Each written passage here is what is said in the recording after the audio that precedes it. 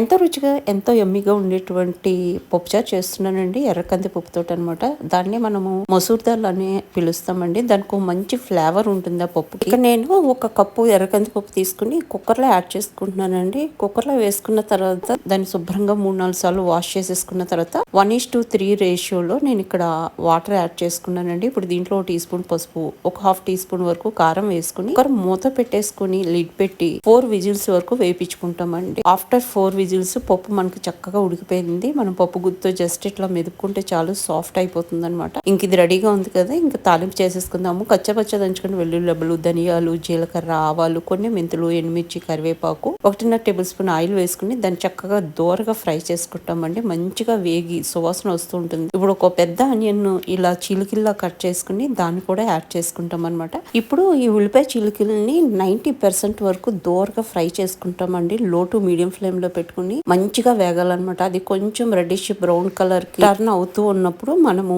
దీంట్లో మళ్ళా కొంచెం ఒక 1/4 టీ స్పూన్ వరకు పసుపు యాడ్ చేసుకుంటాం. అదేవిధంగా ఒక 1/4 టీ స్పూన్ కారం వేసుకుని ఒకసారి మనం ఆయిల్ లో కలుపుకున్నట్టు చేసుకుని దీంట్లో ఒక లెమన్ సైజ్ చింతపండు నానబెట్టి పెట్టుకుంటామండి. ఆ చింతపండు జ్యూస్ ని యాడ్ చేసేస్తాం అనమాట. యాడ్ చేసి ఒకసారి మొత్తం అంతా మిక్స్ చేసుకున్న తర్వాత మనం మెదిపి పెట్టుకున్నటువంటి పప్పు మిశ్రమం ఏదైతే ఉందో దాన్ని ఇక్కడ యాడ్ చేసేసుకుంటామండి. యాడ్ చేసేసుకుని అదే కుక్కర్ లో ఒక గ్లాస్ వాటర్ యాడ్ చేసుకుని అదంతా కలుపుకున్నట్టు చేసుకుని ఆ వాటర్ కూడా యాడ్ చేసేసుకున్నాం. రుచికి సరిపడా సాల్ట్ వేసేసుకున్నాం. ఇప్పుడు మొత్తం అంతా ఒకసారి మిక్స్ చేసేసుకుంటామండి. మిక్స్ చేసుకున్న తర్వాత దీంట్లోని ఒక కట్ట కొత్తిమీరని సన్నగా తరుక్కుని పెట్టుకుంటాం అనమాట. ఒక స్మాల్ కట్ట దాన్ని యాడ్ చేసేసుకుంటాము. యాడ్ చేసుకుని మొత్తం అంతా మళ్ళీ ఒకసారి మిక్స్ చేసేసుకుని చక్కగా మరగనిస్తామండి. ఒక 5-6 నిమిషాల పాటు మంచిగా బాయిల్ అవనిస్తాం అనమాట. అసలు అది బాయిల్ అవుతుంటేనే ఒక మంచి అరోమా వస్తుంటుంది. చాలా బాగుంటుంది, ఎపటైటింగ్ గా ఉంటుంది అనమాట. ఇంక ఇది మంచిగా మరిగిపోయిందండి. ఇంకా మనము సర్వింగ్ డిష్ లోకి తీసేసుకుని సర్వ్ చేసేయడమే. వేడివేడిగా వైట్ రైస్ లోకి అయితే అద్భుతంగా ఉంటుందండి. అంతేకాకుండా ఇడ్లీకి, దోసకి కూడా నంచుకోవడానికి బాగుంటుంది. ఫ్రెండ్స్, ఈ వీడియో నచ్చితే లైక్ చేయడం మాత్రం మర్చిపోకండి.